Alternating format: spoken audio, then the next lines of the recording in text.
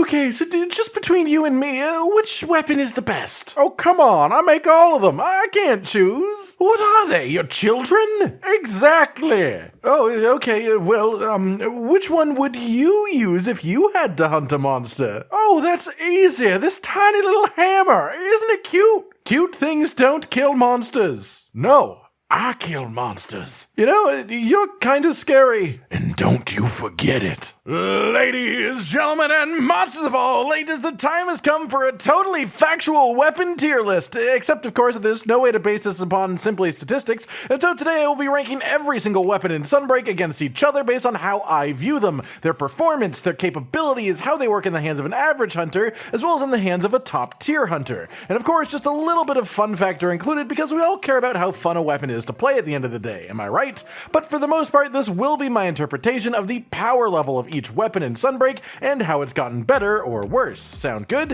If you want to know where your weapon ranks, I'm already sorry for offending you, as I probably already have, but maybe this will help you choose the next one that you want to give a proper try to. Not necessarily the ranking itself, but hopefully the way that I talk about each and every weapon will give you an idea of how it plays and what it can do so you know if it's the right one for you. Just because something rhymes doesn't mean it's true. So then, of course, without further ado, let's get a move on in smithy weapon order. Starting off, of course, with the Great Sword, moving right into the S+ tier. The Great Sword has always been an incredibly strong weapon, but in Sunbreak, the addition of the strong arm stance Silkbind has just been an absolute game changer. Great Swords can regularly hit for numbers that are just ridiculous to see. They have multiple defensive options, even mid-combo that doesn't interrupt said combo, and for the most part, outside of a speedrun practiced thousands and thousands of times to nail the perfect run, a Great Sword will be pretty much the strongest thing out there. It's insane that you can start a quest by just chunking through almost a third of a monster's health with half-decent timing, and even though I loathe saying this because it is of course Josh's favorite weapon and he never stops talking about it,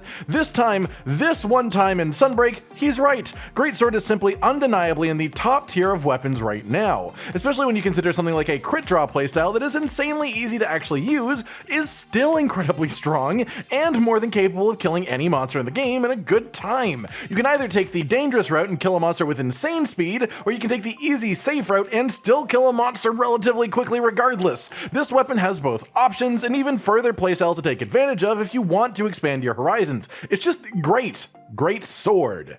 Next up comes the Longsword, which I've decided to place in the A tier. You can argue this one for S tier, but it doesn't come anywhere close to what Great Sword is now capable of, regardless of what Longsword mains will have you believe, because they now have a viable wake-up attack, and the main reason it is here for me is the lack of ease of use. In previous titles, Longsword has been known as an extremely easy weapon due to recently mostly being based around counters. Between Force Light Slash and EI Counter, you can just rotate between easy-to-use counters back-to-back with massive windows to get it right and be playing a near optimal style of gameplay with surprisingly little difficulty. But in Sunbreak, things changed for Longsword specifically, making it harder to get the most out of. Helmbreaker was nerfed a bit, EI Counter was nerfed a bit, and the new switch skills added to Longsword and Sunbreak simply make it harder to use. They changed the playstyle. It doesn't make it worse, but it makes it harder to get the best out of. That is the main reason it is in the tier it is in for me. Not because it's weak, but because relatively speaking, every weapon in Monster Hunter is good, but because the effort required to make it perform perfectly now has increased massively. Either you have to stay inside of a circle to use Harvest Moon to its absolute height, or you have to go all in on Sacred Sheath, which is more difficult to master than a lot of previous longsword moves. This weapon hasn't lost any of its fun factor, and it's still great. It just has a much more difficult route to perfection than it used to.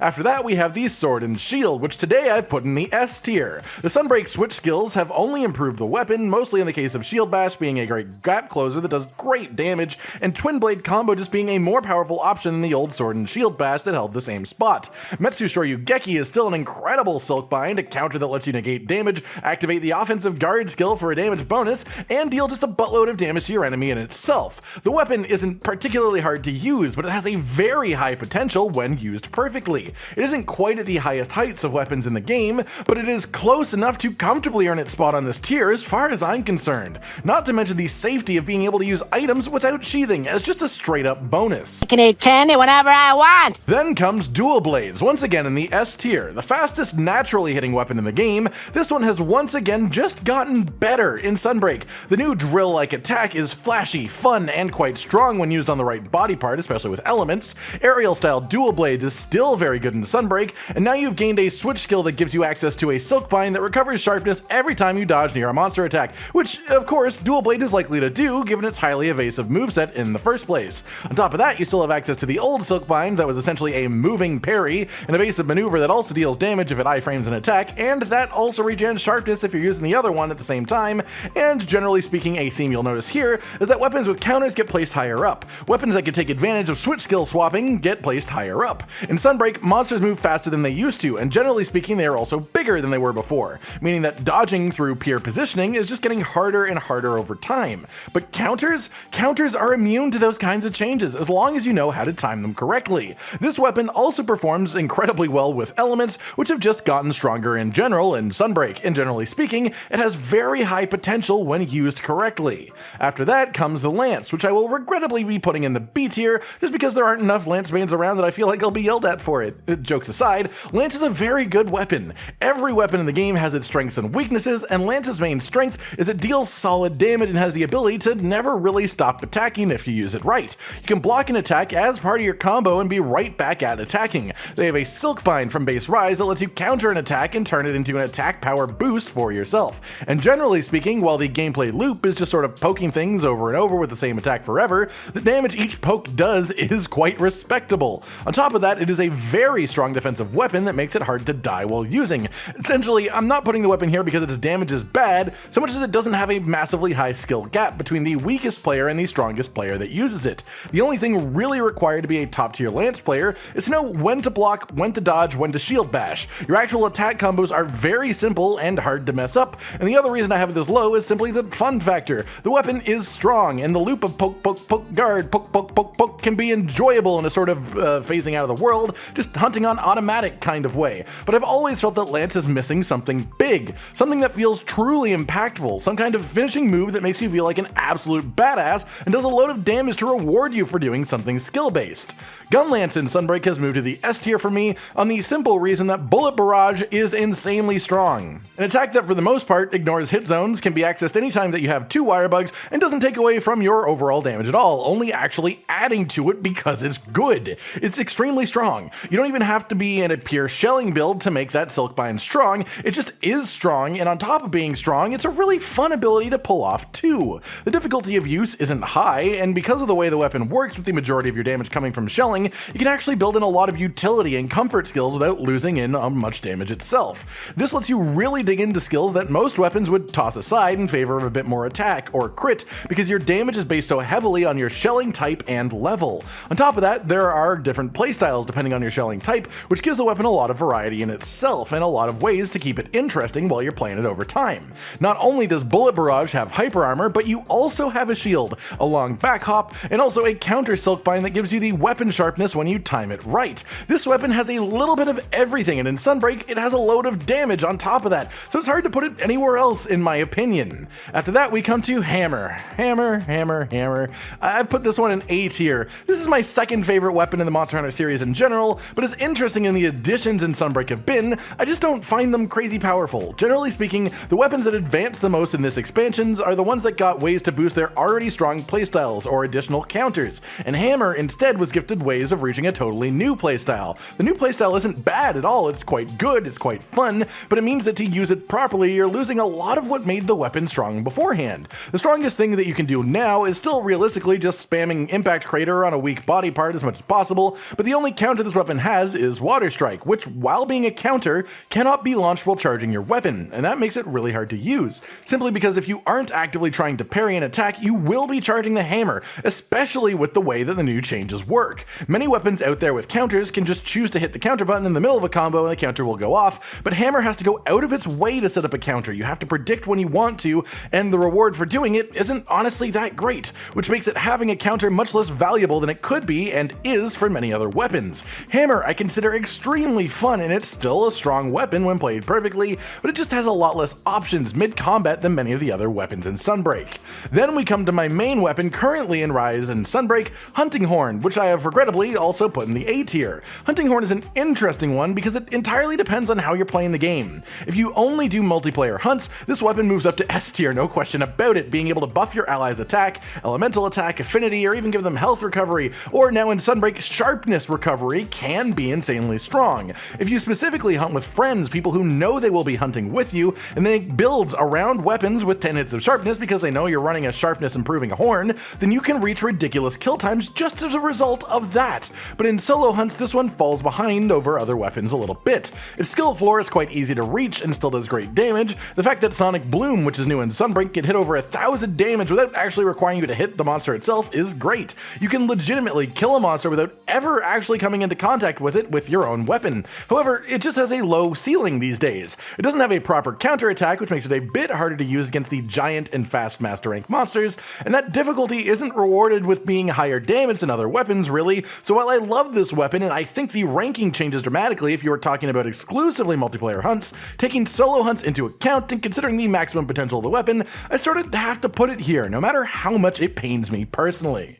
I'm sorry, my child. Then comes Switch Axe, the second weapon to be granted an S+ ranking. Maybe this is because most of my impression of Switch Axe comes from watching people play it extremely well, but for whatever reason it seems that Switch Axe has been granted absolute god status in Sunbreak. The potential damage output is insane when you take advantage of elements, and where in World, the games before World, and hell even Rise, a decent amount of your playtime with a weapon was spent powering it up to slowly unleash the super powerful mode with the big pow attacks. In Sunbreak you are given ways to just stay powered up for nearly the entire hunt, basically removing the maintenance and setup time for the weapon almost completely and letting you just be a full-on wrecking ball of a weapon. Between the ability to fully charge your sword mode with a new counterattack and the changed morphing option that you also have gained now, you have two different strong playstyles, one based fully around zero-sum discharge and one based around morph attacks, both capable of turning a monster to dust in incredible time. The skill ceiling for this weapon is extremely high, its potential is extremely high, but if you don't know how to use it properly, you will find yourself having a bit of a rough time.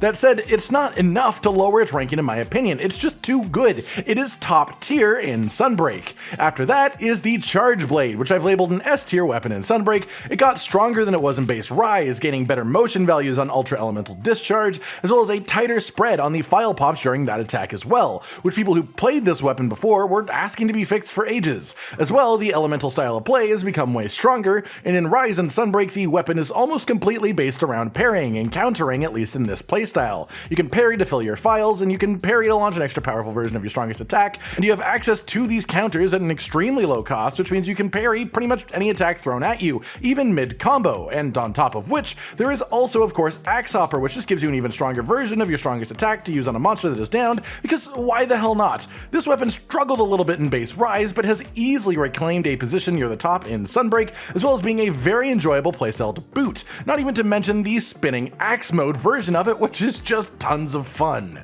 Next is the Insect Glaive, which I've put in the B tier. I know some people will complain about this, but hear me out. While in Sunbreak many changes were made to Insect Glaive to make it stronger in some areas, I feel this one is sort of like Hammer, and that these changes led to the creation of new and different playstyles rather than building on the current ones to make them stronger. Being able to fire out your Kinsect like a tennis ball is super fun, but the damage it actually does isn't all that strong, especially considering it consumes all of your extracts, which resets your base damage down to 0 and removes some of your flexibility. The Kinsect synced attack mid-air sort of guts your standard aerial playstyle, but makes for some interesting alternate ways of playing. And in general, the biggest issue that I have with this is that a lot of the changes to Insect Glaive have buffed its aerial style a bit, but not enough to make it stronger than using the weapon while grounded still, especially considering that Master Rank's combo of large and fast monsters makes being airborne even more dangerous as it was before, as they're just more likely to be able to catch you out even while you're flying around up there. The weapon is still a ton of fun, and I love it in general, but it just doesn't come all that close to the strength of many weapons.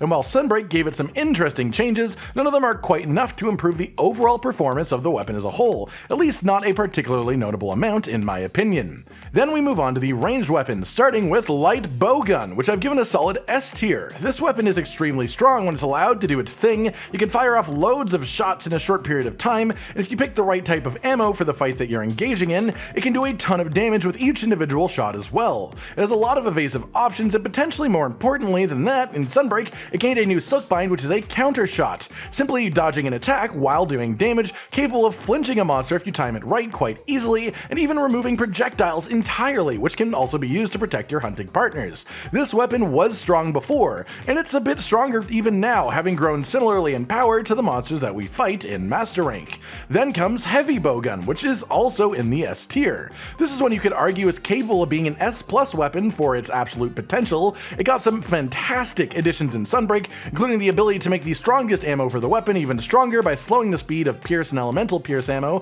which makes it get more ticks as it travels through a monster, or even speeding up the speed of spread ammo to make it work from farther away. As well, it gained Crouching Fire, which lets you rapid fire the ammo of your choice for a ton of damage in a short period of time, which is both strong and quite fun to use at the same time. The only reason this weapon isn't in the absolute top tier for me is because its increased firepower over light bowgun comes with increased difficulty to use. It is chunky, it is slow to rock around with, and it's longer to reload more often than not, and while it does have a counter option, its counter option isn't particularly overpowered. The weapon is very easy to hit ridiculously high numbers with various types of ammo as well, but it is harder to survive and avoid damage than using the other weapons on this same tier. And then we finally have the bow, which I've also given to S tier. This weapon has gotten a bit stronger as a result of its new switch skills in Sunbreak, again simply boosting the playstyle that it already had, most notably being the stake replacing the melee attack that just gives you bonus damage for attacking a weak spot of a monster, which of course was already your goal with the bow. Elementally, the bow is still one of the highest damaging weapons, and hey, even fun gimmick builds like Dragon Piercer still work well in this expansion. Overall, the bow has simply gotten better at what it already did, and its numbers are still extremely good, though it does take quite a bit of skill to get there, and that's why it's in the spot that it is for me. Overall, I think the vast majority of weapons in Sunbreak are insanely good. Everything is good. Some things are just great. Nothing is below B tier, and I mean that entirely. That said, some weapons just have a slightly lesser toolkit than others, less ways to deal with different situations, less variety, or simply a smaller potential when it comes to overall damage output. Overall, any weapon is worth using if you want to use it, but some will simply have an easier time achieving the main goal of the game, which is killing monsters, whether it be through having extra ways to avoid damage from your opponent, or simply simple, strong ways of outputting damage. If your favorite weapon isn't in the S+ tier, it doesn't mean that I hate you. This is simply how I see the weapons ranked against each other from my position as someone who plays a lot of the game, watches others play a lot of the game, as well as keeping an eye on the player base talking about their weapons themselves. If you disagree with these placements, feel free to tell me why and where your weapons should be in the comments down below. I'm more than open to hearing why I may be incorrect, but this is the way that I see things as of right now, just under a month after the release of Sunbreak. Regardless of how much you might hate me now after I bash your favorite weapon, I still love you all. Like if you liked the video, subscribe to the notification bell for more, and most importantly, ladies and gentlemen, until next time, stay sweet. Josh, Cotton, and Hollow with the videos, dropping the humor like a hammer on your tippy toes, bringing entertainment on a daily arrangement to take our insanity and turn it into entertainment. Yes, I said entertainment twice, to reiterate that it is nice to look into your faces on a mostly daily basis when you let us in your homes to make the whole world a stage. Goodbye.